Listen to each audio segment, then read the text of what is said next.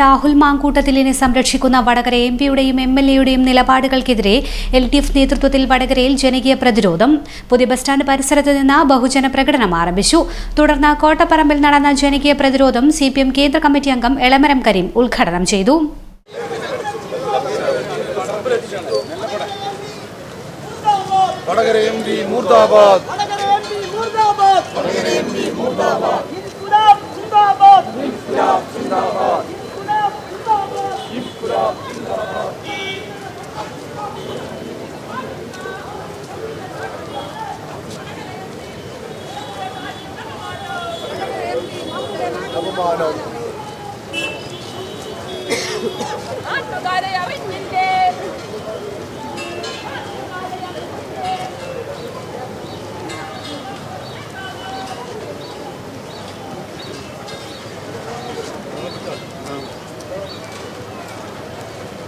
രാഷ്ട്രീയം എന്ന് പറയുന്നത് ജനങ്ങളുടെ ജീവിതവുമായി ബന്ധപ്പെട്ട പ്രശ്നങ്ങളാണ്, ജനക്ഷേമ പദ്ധതികളുമായി ബന്ധപ്പെട്ടതാണ്, ജനവിരുദ്ധ നയങ്ങളെ എതിർക്കലാണ്, ജനങ്ങളെ ഐക്യത്തോടുകൂടി നിലനിർത്താനുള്ള പരിശ്രമങ്ങളാണ്. ഇത്തരം കാര്യങ്ങളിൽ എന്തെങ്കിലും ഒരു പങ്ക് ഈ യൂത്ത് കോൺഗ്രസ് നേതാക്കന്മാർ വഹിക്കുന്നുണ്ടോ? അവരുടെ ഒരു വാക്കുണ്ടോ? പിന്നെ എന്ത് രാഷ്ട്രീയം? എന്നിട്ട് ഇവരാണ് മാധ്യമങ്ങളിൽ തടങ്ങി നിൽക്കുന്നത്. ഒരു തെരഞ്ഞെടുപ്പിൽ ജയിച്ചു എന്നുകൊണ്ട് മാത്രം ഒന്നും സംഭവിക്കില്ല. കേരളത്തിൽ തെരഞ്ഞെടുപ്പുകളിൽ അങ്ങോട്ടും ഇങ്ങോട്ടും ഒക്കെ ജയിക്കാറുണ്ട്. 2019 UDF ജയിച്ചില്ലേ? ഭൂരിപക്ഷ സീറ്റുകൾ UDF ജയിച്ച്, ഒരു സീറ്റ് മാത്രമാണ് LDF കിട്ടിയ 2019 ലോക്സഭാ തെരഞ്ഞെടുപ്പിൽ. 24 അതുപോലെ തന്നെ LDF ഒരു സീറ്റേ ഉള്ളൂ. 2019 19 സീറ്റും UDF ജയിച്ചതിന് ശേഷമാണ് നിയമസഭാ തെരഞ്ഞെടുപ്പ് വന്നത്. 21 നിയമസഭയിൽ ജയിച്ചത് LDF ആണ്. 2019 കഴിഞ്ഞ് 21 ഒരു കൊല്ലവും ചില്ലറേ ഉള്ളൂ.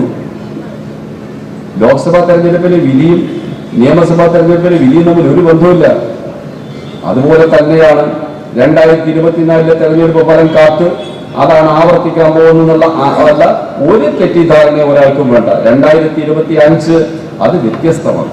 നിയമസഭാ തെരഞ്ഞെടുപ്പ് കേരളത്തെ വികസിത കേരളമാക്കി അർദ്ധവികസിത യൂറോപ്യൻ രാജ്യങ്ങളുടെ ജീവിത നിലവാരമുള്ള ഒരു രാജ്യം, ഒരു സ്റ്റേറ്റ് ആക്കി വികസിപ്പിച്ചെടുത്ത ഈ സംസ്ഥാനത്തെ വികസന പ്രവർത്തനങ്ങളുടെ പിന്നിൽ പ്രവർത്തിച്ചത് ഇടതുപക്ഷ ജനാധിപത്യ മുന്നണിയാണെന്ന് ആർക്കും മനസ്സിലാക്കാൻ പറ്റും. അതിനെ തകർക്കാൻ ഒരു നിലയിലും കഴിയില്ല. പിന്നുണ്ടായ വിവാദങ്ങൾ ഞങ്ങളെ കൊണ്ടുണ്ടായതല്ലോ. അതിന് ഉത്തരവാദികളാരാ?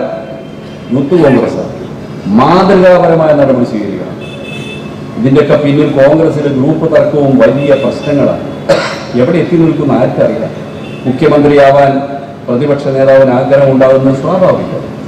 മുൻ പ്രതിപക്ഷ നേതാവിന് ആഗ്രഹം ഉണ്ടാകുന്നത് അതും സ്വാഭാവികം. അതിനേക്കാളൊക്കെ വലിയ നേതാവ് AICC ജനറൽ സെക്രട്ടറി വേറെയില്ല, അയാൾക്കും താല്പര്യമുണ്ട്. അപ്പോ അവർക്കിടയിലുള്ള ഈ ചക്കുളത്തി പോരാട്ടത്തിനിടയിൽ പലതും നടക്കുകയാണ് കേരളത്തിൽ.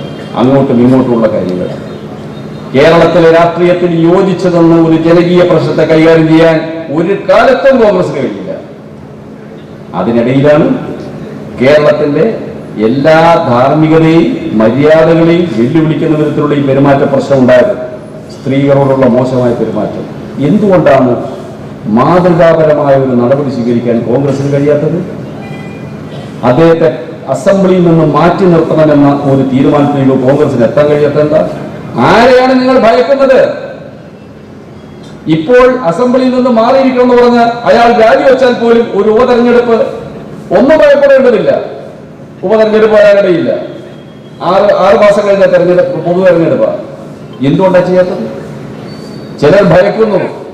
അത്തരം നടപടി സ്വീകരിച്ചാൽ ഇങ്ങോട്ട് വല്ലതും പറയാനുണ്ട് എന്ന് ഭീഷണിപ്പെടുത്തിയോ? അങ്ങനെയൊക്കെ കേൾക്കുന്നു. ആർക്കറിയാം? ഏതായാലും പരമ നാറ്റക്കഥയാണ് കോൺഗ്രസ് വന്നുകൊണ്ടിരിക്കുന്നത്. ഇത്രയും ദുഷിച്ച് നാറിയ ഒരു പാർട്ടി കേരള ചരിത്രത്തിൽ വേറെയില്ല.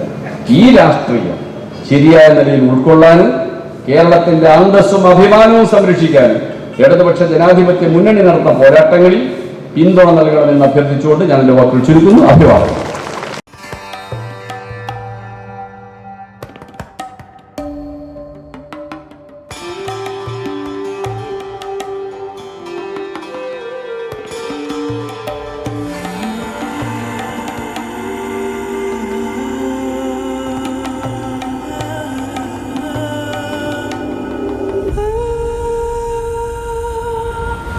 Charitra Vivag Bridal Collections by Shobhika Weddings.